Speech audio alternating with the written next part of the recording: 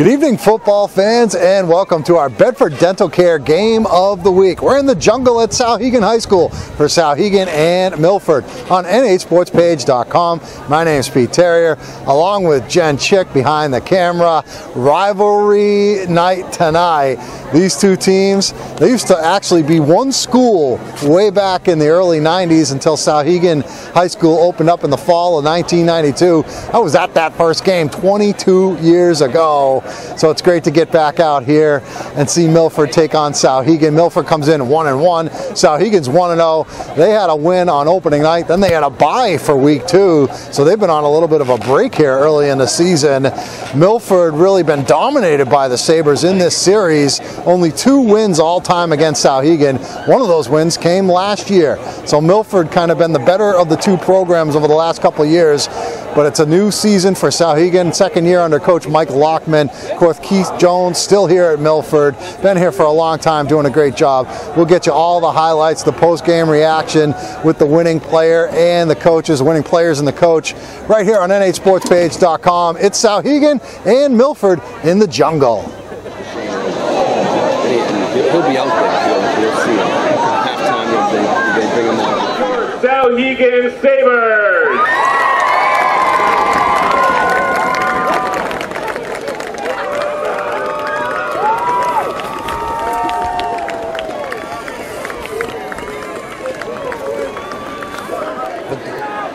So Milford on the 20 in the red zone.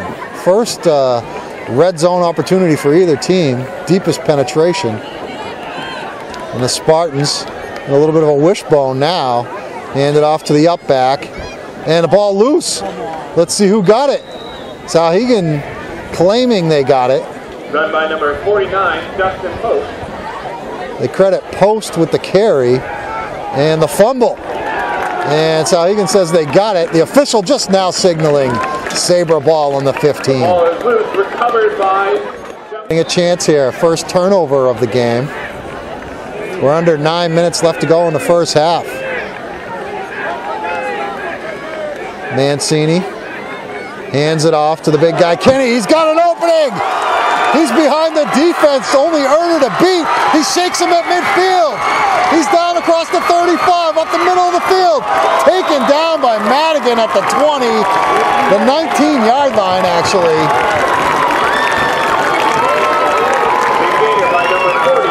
So doing the math, 35, 55, 56-yard run by Kenny. And Souhegan now in the red zone. Fullback Howard in front of Cam Kenny. Hand off to Kenny up the middle. Second effort, he's in. Touchdown, Cam Kenny. 1-yard score for Souhegan. 6:28 left to go.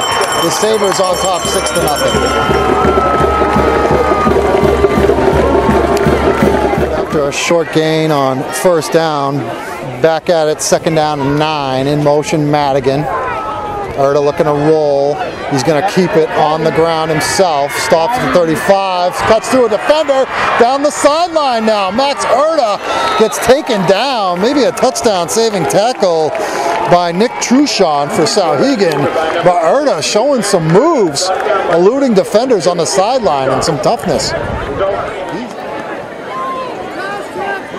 Ball's on the 15, although Milford's still huddling up.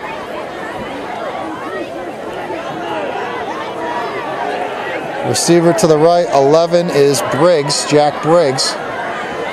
Man in motion, Bryce Walker. Erda rolling to his left, throwing middle. Open receiver caught, touchdown, Madigan. 15-yard touchdown from Erda to Madigan, and Milford's within 1, 7-6. Resulting in a Milford touchdown.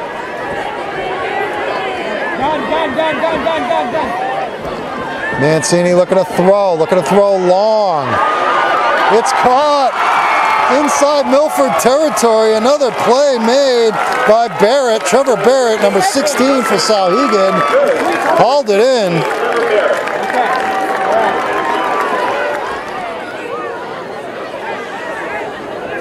So once again, Mancini in the wishbone shotgun. Mancini's going to run around a little bit, maybe throwing it. Mancini still has it, pump fakes, and he goes down, sacked. Credit the sack to number 83, Skinner for Milford, Nick Skinner. And that'll give the Spartans possession of the football with 17.6 seconds left to go near the 45. Call it the 44 of the Spartans. Tackled by number 58, Adam Audette. There's a turnover on down, Spartans. 1st and 10 on the 25 of Souhegan for Milford. It's been all runs except for that first down pass.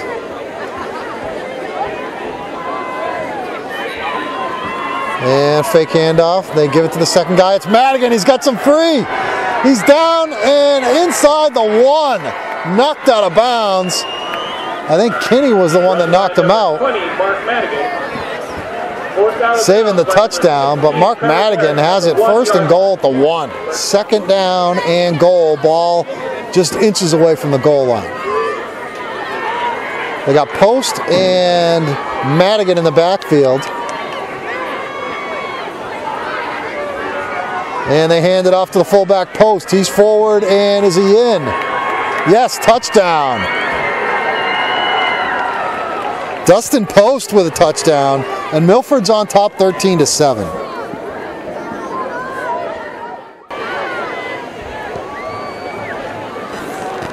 Kickoff is fielded by Bossy at the 15. Bossy up the middle. Bossy with some room at midfield. Zach Bossy into Milford territory at the 20. Bossy taken down at the 15-yard line. Touchdown saving tackle by Jack Briggs, the kicker. And Zach Bossy went from his own 15 all the way down to the Souhegan, or the Milford 15, a 70-yard kickoff return. And Souhegan right back in business. The pass by number 8, Mike Mancini. That's about a 34-yard field goal attempt from here. So probably going to go for it on 4th and 12. Trying not to waste that 70-yard kickoff return. But if they don't convert here, that's exactly what's going to happen. They got a receiver, Dan Adams, to the left. Cray, the receiver to the right, along with Bossy in the right slot. They throw to Cray behind the line of scrimmage. Cray, juke move inside the 15, but not going to be enough for the first down. So Milford will take over around the 13-yard line. And Souhegan does waste the 70-yard kickoff return by Zach Bossy. They would need to get to the 36. So 4th and 4 for Souhegan. Milford expecting a punt as they got Romney back and they got Bryce Walker back. Bossy back to kick. He did run one on a punt formation earlier, but because it was a high snap, that one was high too. Bossy looking to run. Now he's going to throw. Caught Cray. First down, Souhegan. Little trickery that time. That was planned trickery, I would imagine. And it worked for the second time. 4 minutes to go after this play. What does Coach Mike Lockman have up his sleeve on 4th and goal from the 4 with basically the game on the line? Listen to the crowd. Spread formation, mostly to the right. Mancini, the pitch to Kinney. Kinney runs it right. And he's going to be tackled down. Taken down by the Milford defense. They turn him away. It looked like Romney there on the tackle. 23 took him down, and Milford takes over on downs. Under 2.5 minutes to go. Milford first down here ends it. Handoff Romney up the middle. Stop shy. Driven back. Milford's going to have to punt this thing away. Souhegan should call a timeout now. 2:13 to go. Milford will be punting basically from the goal line. And Souhegan's going to have one more chance.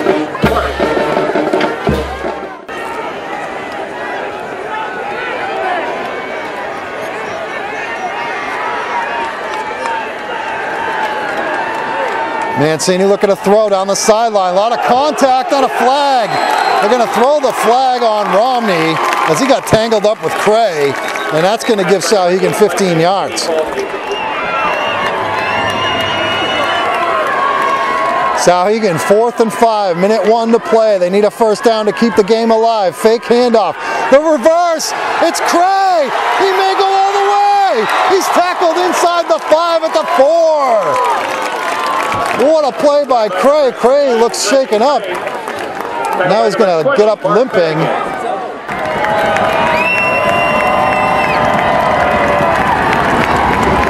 Here's your ball game, 4th and 5, Souhegan, ball on the 5, 6 seconds left to go. They pitch it to Kenny. Kenny running, he fumbles, Milford's going to recover it, or do they? If Souhegan covers it, they could tie this thing up, but if Milford recovered it, it's over. And Milford's got it, and they won the football game. Milford holds them off and wins the football game, recovering a fumble in the end zone.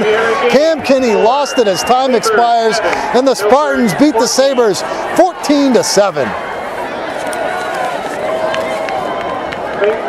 The Milford Spartans survived this game against Souhegan. I guess that's the best way to say it, because goal line stands at the end of the game, a fumble on the last play of the game, 4th down play, but the Spartans win it 14-7 against their rivals from Souhegan. Got some of the guys that helped made it happen over here. We'll start down here with one of the big guys, the battering ram, number 49, Dustin Post, who scored a touchdown in the game. We got some beef here to my right, Travis Hughes, number 52, Cody Palladino, number 74. We got Max Erta, 22. And okay, let me get you into the picture here. Adam Audette, number 58. And I'll start with you, Dustin. The Milford offense is known for running the football, power football, and I thought that was on display throughout this game. They were handing it off to you, handed it off to some of the quicker guys like Romney and Madigan, but I thought really the big guys, the 2 fullbacks, you and Galloway, really set the tone. Yeah, no, I think we did a pretty good job. I have to thank our linemen, though, because, they make the hole for me. Every play that I ran the ball, or every play anybody else ran the ball for any sort of gain, there's a hole there because of the linemen, and that's about it. So. And big guys like this do a lot of work in the trenches. I know you do a lot of work with one of my old friends, Darren Root, Coach Root, who's been coaching for a long time. You're one of the captains of this team, and the rivalry between you and Souhegan is a rivalry. This game, although the coaching staff will probably tell you, don't act like it means more, but it really does mean more than the other games, doesn't it, a little bit? Well, yeah, you got that coming into last year's when we wanted to prove that we can do it again, and all these games mean more. I mean, Souhegan, we're 10 minutes away, so it's these games, even though they say might play them equally, it feels so good. Every win feels good, but beating that Souhegan just gives it that extra little more flavor on the season. We'll go down here to Max, the quarterback, number 22 at the end, Max Erta. You got a chance to play a little quarterback last year at the end of the season when your brother got hurt. Unfortunate to see that, but it got you a little bit of seasoning. How did that help you going into a game like this? It really it helped me familiarize myself with the guys. They kind of earned my trust, I feel like, and I feel like they could really support me in anything that I'm doing. And I think that experience has really helped our team. Let's talk about that play at the end. I don't know who recovered that fumble. You recovered the fumble? Dustin caused it. What are you guys thinking? A couple times they were knocking on the door trying to tie that game towards the end of the game. What are you thinking as a defense? I'm thinking as a defense that we just stuck it out. We played as a team, and everybody played with their hearts on their sleeves, that's for sure. Played the name on their chest. Everybody was just giving it all they got. All right, let me ask you about what happened last week, Adam, because you guys had a win in week 1 against John Stark. Going into the game against Hollis Brookline, they got wiped off the field by Wyndham, which I think we all agree is a very good football team. But I think people saw that final score at the end of the night last week against Hollis Brookline and said, gee, Milford got beat by Hollis Brookline. What happened there? We just didn't really mentally prepare. We were there physically, but mentally we were thinking, we could probably just beat them, take it easy, but we can't be coming into games like that. We got to come into games like today where you have to play with your hearts, name on the chest, and just go full every single play. And how about beating Souhegan for just the 3rd time in the series history? I was talking before the game how I remember being here for the first game. I saw your AD Mark Morrow over here talking about this is the first time you guys have ever won as a program here on this field, so that's pretty cool stuff. Yeah, it definitely feels great doing this, our senior year, coming out here against our rivals and beating them on their turf, field. It feels great. All right, guys, Milford Spartans 2-1, 14-7 victories against Souhegan tonight in our Bedford Dental Care Game of the Week. Jones here, head coach of the Milford Spartans, kind of sigh of relief after that one, huh? I've checked my pulse 6 times. I don't know how many of those I can handle. It was a hell of a contest. I was explaining, it felt like a 12-round heavyweight title fight, just getting slugged back and forth. The linemen were unbelievable on both sides, both teams. I mean, neither team quit. Anybody could have won it. It's sad that somebody has to lose in this one because everybody played so unbelievable, but I'm glad that we're on the right side of it, I'll tell you. Let's talk about that play at the end. I mean, it looked like he had some momentum, and then he lost the football. I mean, they recover that in the end zone. We could be playing overtime. Well, you know the rules too. Sometimes you say you go for 2 at home. I tell you, I was telling the ESPN radio guys. I mean, I was speechless. It was one of those situations where you're getting ready for the guy to go like this in the end zone because there's a scramble for the ball, and it's like, oh, jubilation when they finally said the game was over, and I was like, holy God. So pretty exciting stuff, one to remember. This is one I told the kids, 30 years old, they'll be sitting there listening to Bruce Springsteen's Glory Days, watching their little kid play soccer. And they said, who? Remembering the game in September at Souhegan, and talking about. So that's why this is the greatest sport on earth. And you get to wipe away, I think, a pretty bitter taste from last Friday night. Yeah, just a little bit, nothing to take away from Hollis. They deserve to win the game, but for us, 6 turnovers and countless penalties was a debacle. It wasn't our style of football. We cleaned it up a little tonight. We still turned it over in a couple key situations where we didn't want to do that, but overall, we went from a C- to a B+, I think, and we have stuff to work on, but pretty happy with the outcome. And just looking at you this year compared to what I saw last year, a bunch of different skill position guys, but I think that after watching you, I mean, you guys are a running football team. But one of the comments I made during the game was, Milford can throw the football when they want to or when they have to, and you guys executed it. Right, Maxwell Erda, he's a good little quarterback, and we don't want anybody to know that we want to throw the ball, but he can when we need to, I keep telling the kids, Harrison Erda and Mitchell Baniskevich and Evan Perrin, they're not going to come out running under the tunnel and they're not walking through that door. They're not walking through that door. We gotta get better at what we're doing right now with the guys we got. We got to get more focused. We got to get more fundamentals, and and we'll throw it when we need to, but we want to run the football. And how about winning against your rivals? I mean, as a coach, you say they all mean the same, but they really, this is a little bit different. Listen. I think I don't know how many times they played them back in the 90s when the schools first fit, but since I've been here, we started playing them in 04. We beat them once in 09, and we beat them once last year. Otherwise, every time we played them, whether it was in the playoffs or the regular season, they kicked the hell out of us. So, anytime we beat these guys is huge for this school, and it was a huge win. Well, congratulations, Coach. Good to see you out here. All right, great. Put some pants on next time. Never.